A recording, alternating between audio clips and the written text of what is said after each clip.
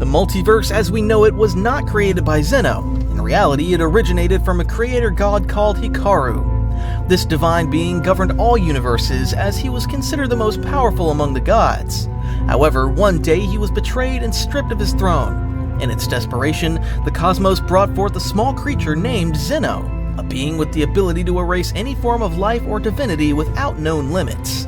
The lower-ranking gods and several angels were forced to ally themselves with Zeno since his power to wipe them out inspired absolute terror.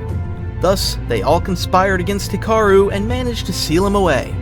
Still, although that seal keeps him imprisoned, the ancient creator god can still observe and slightly influence the outside world, waiting for the day when events allow him to break free. Now, time is running out, and the great tournament of power organized by Zeno is drawing near. A contest in which the strongest warriors from each universe will compete. The fate of Universe 7 hangs by a thread. If they're defeated, they will be erased from existence. However, behind the preparations, an unexpected event is about to unfold. Beerus' betrayal and Goku's imprisonment inside the Hyperbolic Time Chamber. No one suspects that the official story of the tournament hides this bitter chapter. Goku was extremely excited about the upcoming Tournament of Power. Ever since he learned of Zeno's announcement, his Saiyan spirit burned with the desire to test himself against fighters from other universes. Finally, another grand tournament! I can't wait to see all those fighters and find out how strong they are! Kakarot, stop jumping around like a child! Remember that if we lose, Zeno will erase our universe. I know, but that only makes me want to train harder. I want to push my limits to the max before it starts. Meanwhile, Beerus and Whis were watching Goku from a distance. The god of destruction, hands behind his back, wore an unreadable expression, as though he were evaluating countless possibilities. Whis, for his part, sensed Beerus' tension but said nothing. The next day, Beerus decided to speak to Goku directly to offer some advice, or so it seemed. Gathering a Capsule Corporation, Bulma welcomed them with food and drinks, but the god of destruction declined his typical feast, claiming there was something more important. Goku, there's not much time left before the Tournament of Power. You're an essential fighter, but your personality can cause problems. Whis has told me about a special place here on Earth where you can train and gain an enormous amount of power in a short time. Oh, you mean the Hyperbolic Time Chamber? Yes, of course I know it. I used it before fighting Cell, and at other times too. Exactly. That place. I suggest, or rather I order you, to train there without distractions. To have a better chance of winning, you must concentrate completely. That makes sense. Inside the Hyperbolic Time Chamber, one day equals a whole year of training. That'll help me exceed my limits. Thank you, Lord Beerus. Whis listened to this conversation with slight concern. Beerus was unusually insistent and more serious than usual. Even so, the angel maintained his composure. As for Goku, innocent of any suspicion, he said his goodbyes and immediately headed for Kami's Lookout, eager to begin his intensive training. While Goku headed to Kami's Lookout, Beerus summoned all of Universe 7's fighters who were scheduled to participate in the Tournament of Power. Vegeta, Krillin, Tien Shinhan, Piccolo, Master Roshi, and the rest, although Bulma was not going to fight in the tournament, was also called by the God of Destruction. Bewildered by the sudden summons, they had already discussed their strategies, so they did not understand why the God of Destruction wanted to speak to them so urgently. Listen up, all of you! I want you to know that Goku will not be participating in the tournament. What are you talking about, Beerus? Goku is crucial to our victory! Oh, that makes no sense. Who would replace him? I don't care who you're replacing with. Goku is vital. I'm not gonna let... Tien's words were cut off by a sudden blast of ki from Beerus. With a light movement of his foot, the God of Destruction generated a shockwave that threw them all backward, stopping their protest. Silence! I'm tired of Goku's childishness. He always acts without thinking, and I'm not willing to risk that when Zeno can erase us with a snap of his fingers.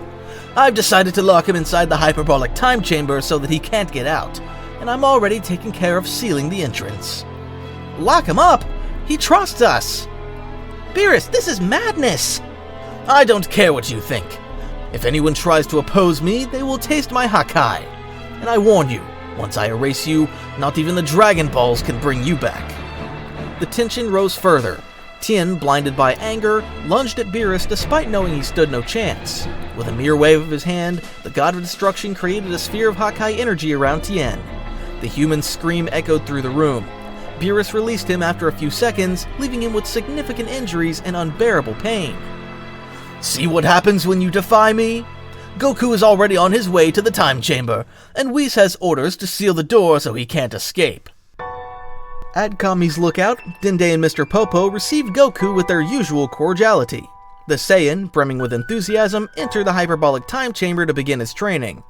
Almost simultaneously, Whis appeared, hovering on the platform, staff in hand, wearing a grave expression. "Whis, what are you doing here?" "I am carrying out an order from Beerus." Without further explanation, the angel approached the chamber entrance and tapped the door with his staff. A halo of divine light began to envelop the frame.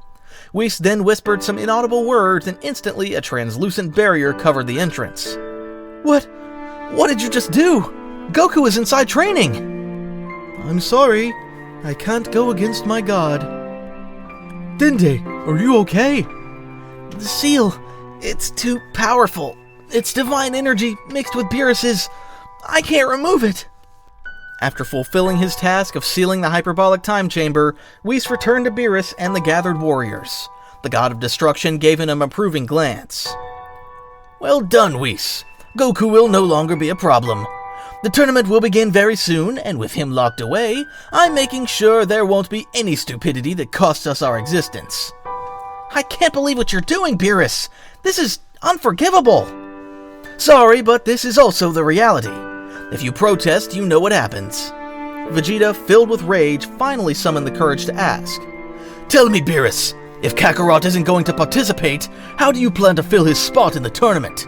There's barely any time left before it starts, and Majin Buu is still asleep. What are you going to do about the vacant slots?" "Indeed, I need 2 warriors, and I had just thought about who they will be a while ago. Otherwise, I wouldn't have made this drastic decision. One will be Frieza. We will revive him temporarily or make a deal with him. Let's not forget that when he was revived before, he showed tremendous power in a short time. It will be in his interest to cooperate rather than be wiped out by Zeno." Vegeta's eyes widen in surprise and indignation. Krillin reacts with alarm upon hearing that name, recalling past horrors. "Frieza? He hates us all, Beerus!"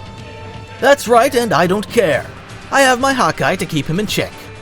The God of Destruction paused, letting his gaze linger over the group, then dropped the second bombshell. "The other one, according to Whis, is a very peculiar Saiyan he found recently on a remote planet. His name is Broly. From what we know, he isn't evil by nature, but he doesn't control his power well, and can unleash an overwhelming force if angered." "Another Saiyan? I thought Kakarot and I were the only survivors of Planet Vegeta's destruction." "Well, Whis has located this Broly. He's apparently good, theoretically, but his colossal power makes him a perfect addition to the team. If he can keep calm, he'll be very useful. And if he loses control, well, you know." Everyone felt even more unsettled. Another bitter revelation. Vegeta looked aside, overwhelmed by both the prospect of reviving Frieza and the existence of another Saiyan he had never met. While only a few minutes elapsed on the outside, inside the Hyperbolic Time Chamber, Goku perceived several hours of intense training. The Saiyan was making the most of the opportunity to refine his transformations, from Super Saiyan God to Super Saiyan Blue, trying to perfect his energy control. He even considered combining it with Kaioken, though cautiously to avoid harming himself.